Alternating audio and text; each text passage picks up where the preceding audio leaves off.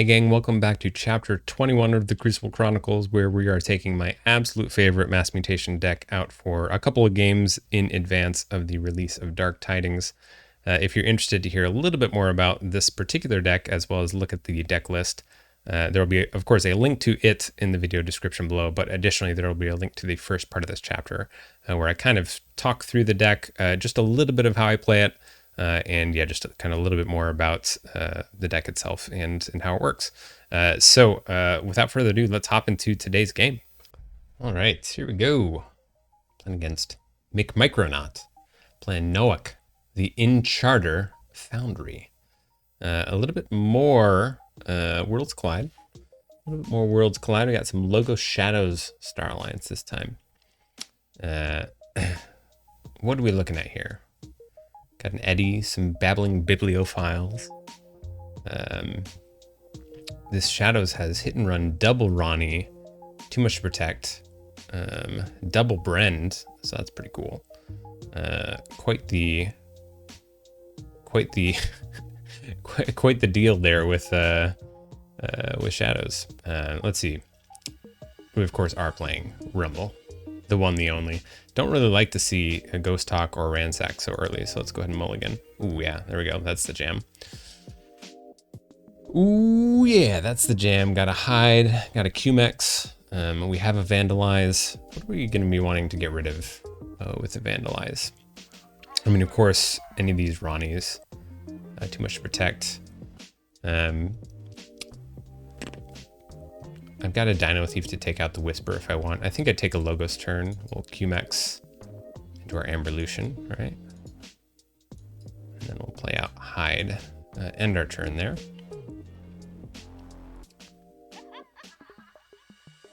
End our turn there. A little early on the Amberlution, I would say.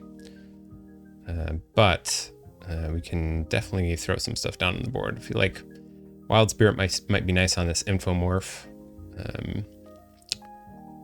Getting a Fandango on the board is a nice threat. Hopefully, maybe our opponent will have to deal with that. We're not going to have a whole lot of Amber when Fandango hits the board. But all right, we have Stealth Mode, fine by me. We got Arms Master Melina also coming down. Then Crash Muldoon. Crash Muldoon to ready and use Whisper. Not ready and use, but it will. What is the text on this? Use a neighboring non-Star Alliance creature. Interesting, but does come into play ready. All right, that works for me. We could go this Logos route, but I think I want to keep moving some cards. We'll put a Wild Spirit down on the Infomorph. We'll put down the Gloriana's Attendant. And Fandango will discard the Amberlution. Hopefully we don't live to regret that. Hopefully we don't live to regret that. Now Logos is seeming a little more interesting here. We can get potentially this double draw when we throw down the Vellum. What are we looking at in terms of like large board presence, board control? Nice Entropic Swirl. So yeah, that'll deal with the Fandango for sure. That'll deal with the Fandango. We got Eddie hitting the board. Feeling like I wish I had my Amberlution, but that's okay. Wow. So some pretty big turns here. Pretty big turns. That Shadows turn being the only single, just obviously the single card turn, but then followed up with, what was it? 3 there in Star Alliance, and 1, 2, 3, 4. Is that 4 in Igor? What was discarded? Double Brens were discarded. Oh, that's interesting. Wonder what they found. Wonder what they found. Let's go with Logos. We'll toss down Vellum to the right. We will Reap with Hide to draw 2 cards to no great effect. We'll fight into the Babbling Bibliophile. And then we'll Reap right there. So that seems pretty good. Definitely looking at a Shadows turn here coming up. We have some options. We can take down the Eddie. Of course, this Eddie is it's pretty nice with the Cutthroat, Too Much to Protect, double Ronnie. Very functional Shadows. Also interesting. Oh, I see. Trying to put damage on the Infomorph for the Anomaly Exploiter. It's sort of interesting. That now this Pismire is pretty interesting as well.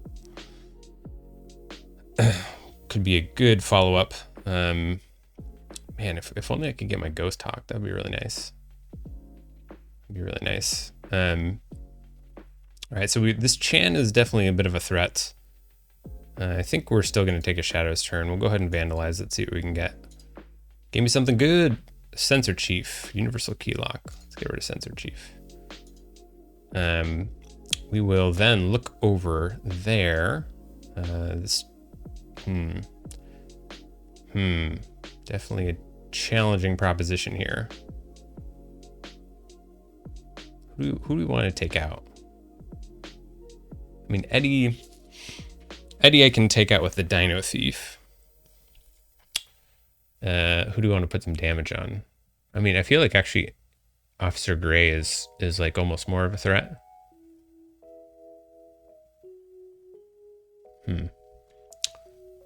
But I could probably, could I get 2 damage on this Information Officer Gray?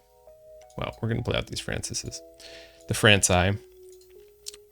We'll look over there to put some damage onto.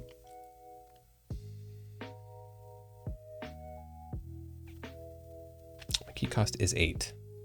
I'm not going to be on check this turn. So, but there's a cloaking dongle on this Whisper. So let's do this. We'll put 2 damage there. We'll play out the Dino Thief. We will Exalt, killing the Eddie. So that's nice. That's quite nice. That's quite nice. Kind of wish I could have gotten to... check, but we are pretty nice here. We've got the Cephaloist in hand. We have a way to get to check. We have Lost in the Woods. What do we want to shuffle back with this Lost in the Woods? And I don't know. I don't know is the answer. Would be... So the 2 ways I normally go about this.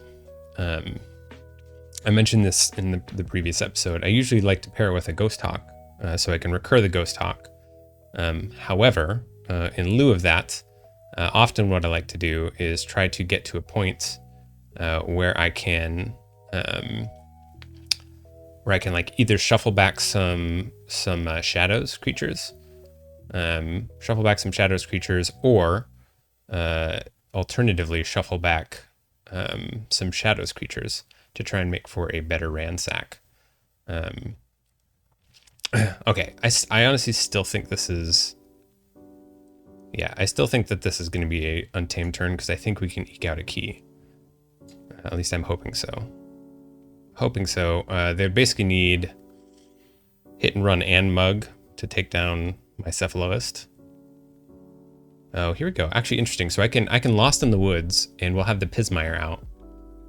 So that will increase their key cost to 8. I do like that. We're not going to pick up our Archives. We'll play out the Niffle Grounds. Question is, do I want to... What do I want to stuff back? That's the question. I think I just Reap here. We need to get rid of the Whisper.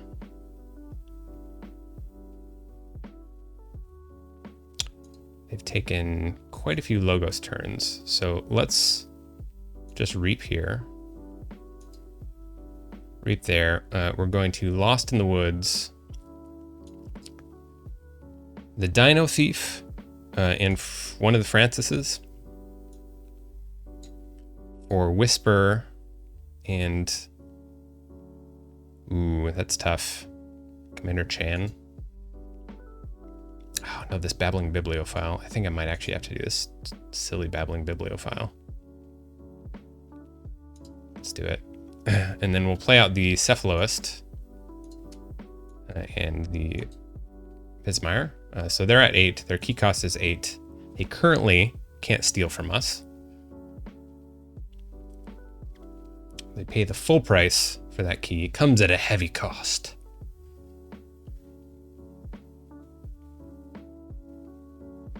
We've got 8 QMechs, got a Neurosiphon sitting around. Pretty decent Logos turn. Depending on what we would get if both Hide and Vellum survive. Depending on what we would get. All right, we see Shadows. Let's see if they've managed to collect all the components they need, which would be both Hit and Run and Mug, as well as... okay, so they got the Long Fuse Mines. I guess we knew that. We knew that. They have Mug. Please. Please. Don't also have the Hit and Run. Come on. Come on now.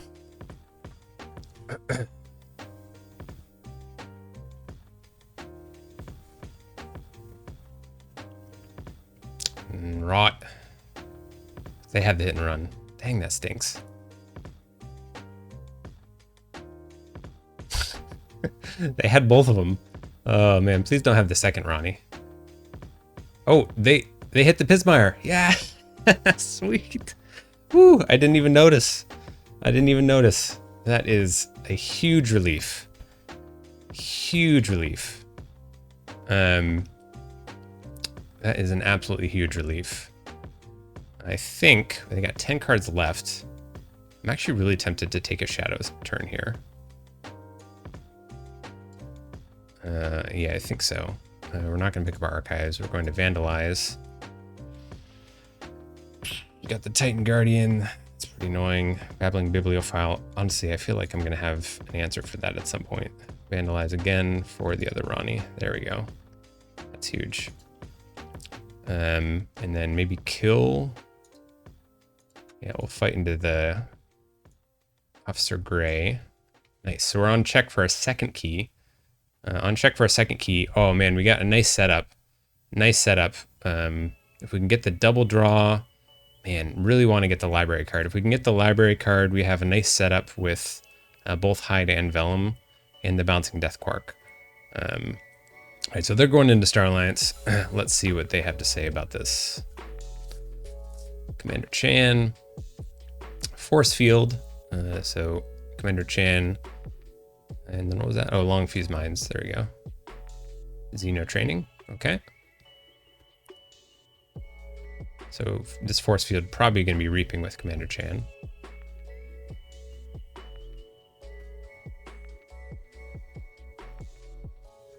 To use Ronnie. Nice. This is a really nice play from them. Fights the Cephaloist. Okay. Definitely wants to be able to steal. But we have both Hide and Vellum, so we'll go ahead and take our Logos turn. We are going to get too much protected, undoubtedly. Let's reap here for 2. Boy, did I do that wrong? I may have. How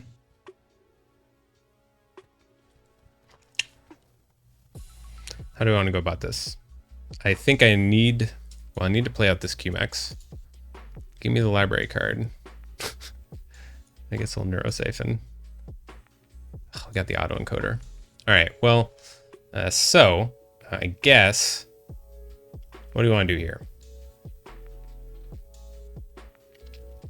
I'm not going to really draw into it. So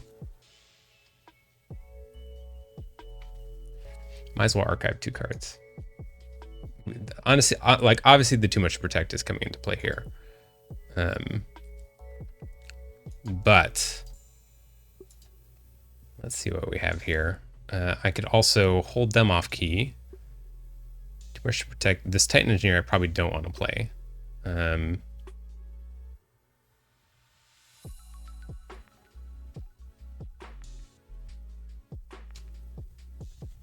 Boy, this is sort of tough, actually.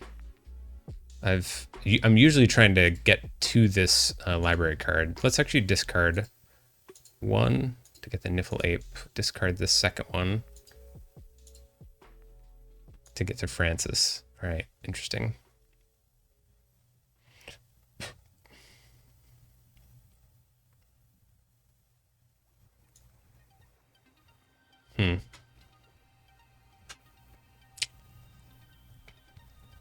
What do I want to do here?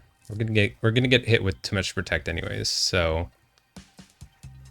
let's actually play this out to the left, and then we'll just put some damage onto something. Or I really want this QMX in the archives. Sure, let's do it. We could hold on to the bouncing death quark, but like I think I want to hold on to it because I don't really want to collect this ember. I'd want to have 2 more ember. I'm banking on the fact that they're going to go shadows. Oh, nice. Wow, that's a nice setup. Yeah, I think we probably just lose. Probably just lose because of that too much to protect.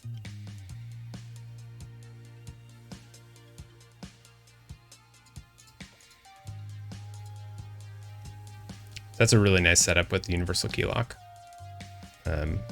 And one definite weakness of the of Rumble is we don't have any Ember artifact control. We did also get hit with Cutthroat. Oh dear, that's a bummer. Feel like they're downloading from the cosmos. You know, just like that's how it came out.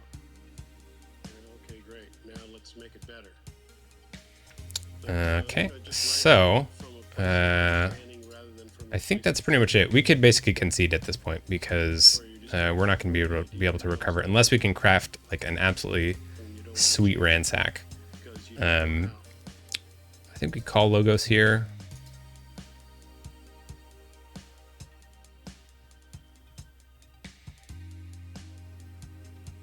I think we call Logos. Claude might be useful later on.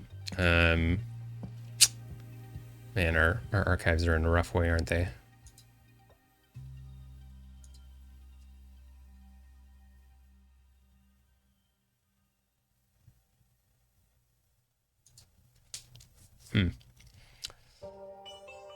Well then,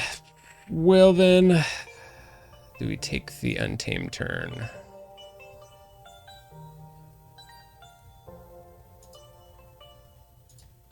I think I don't know, gang. I'm stuck here. I'm stuck. I think we probably have to take care of this board a little bit. And I guess I can do that a little bit with Untamed. So let's just call Untamed. Also, I get oh, rip. Ghost Hawk is is there. I see. That's where the Ghost Hawk is. Okay, never mind. We've made terrible mistakes. I honestly was looking and thought that that Ghost Hawk was in a different location than it was. We'll discard there. There's the Ghost Hawk. No. There's the QMX. That's what we want. We'll get rid of both of those in favor of the Chans, I guess. Oh, key cost is 9. Oh, dang.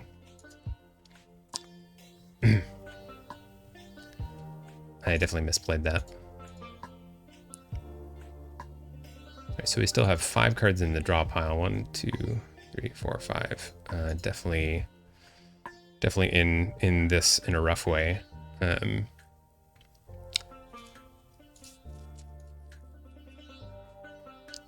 think that was I was thinking I was going to be on check.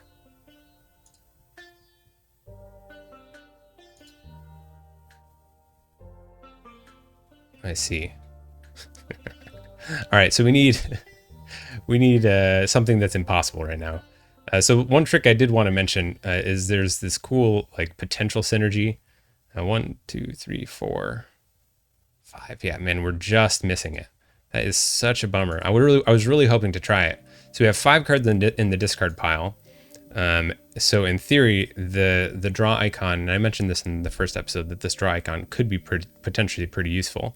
Basically, you can discard a bunch of shadow stuff and then use Shadow Smith to cycle over the deck. And depending on the situation, you can end up with a bunch of shadows cards hanging out in your draw pile. But we are sadly just one creature or one card off because we need to be able to play the Ransack we need to be able to archive 5 cards. So 1, 2, 3, 4. We need the Shadowsmith to basically archive a card. So I think how do we want to go out with this? I guess let's go with logos because we actually get to do stuff. QMX. There's the library card. There's the Vellum. There's the Oddclad. We got absolutely busted, and the Manchego came down too. I didn't even notice. Oh dear, man, that is just the cherry on top, I would say, on top of all that steel. Let's go ahead and just keep going. See, this is normally how I like to set up these turns, is because now we've got basically 4 logos cards in the archives with the library card out.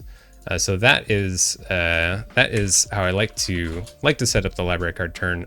But sadly, we didn't get into the library card early enough. Obviously, this deck was doing some great work. It's a little tricky at first with the just kind of looking at the deck, because of course my eyes are drawn to the Eddy in terms of increasing key cost, and it's impossible to not see the shadows value like that you can get from forcing your opponent over 6 with the double Ronnies and the Too Much to Protect. But of course the universal key lock, especially for the last key, that's actually, I've got a deck that actually I think the only Ember control has is universal key lock, but it's really fun because it's kind of bursty. The deck can generate a lot of Ember, has a lot of really interesting kind of decision points. But one of my favorite things to do with that deck is to get on, basically have 2 keys, be ahead of my opponent as well. So like they only have 1 key, and then you throw it on the universal key lock, and it's almost insurmountable that they would have to forge a key for 9 while simultaneously holding us off 6, which I mean it's definitely possible. This deck could do it with the Too Much to Protect and whatnot. But yeah, it's definitely pretty cool. I love the just the play of like, all right, I'm gonna play the universal key lock. I only have to forge 1 more key. You have to forge 2, and the first one of us to forge has to forge for 9. So you either let me do that and I win the game, or you have to forge for 9 and then forge again later. Anyways, thank you so much for checking out this video. Again, I feel like we're like just a little bit out of order in terms of how I'd like to see it. Again, I was quite happy to have I think it was the QMX early on. We didn't really get a whole lot of value in terms of recycling them. Usually what I like to do is get into a huge logos turn if I can, then that helps to just kind of snowball things in our direction. But it didn't happen this time around. No worries. Rumble is always fun to play regardless, so that's why I love the deck so much. Anyways, that's it for this episode, and I will catch you all in the next video. Until then, so long.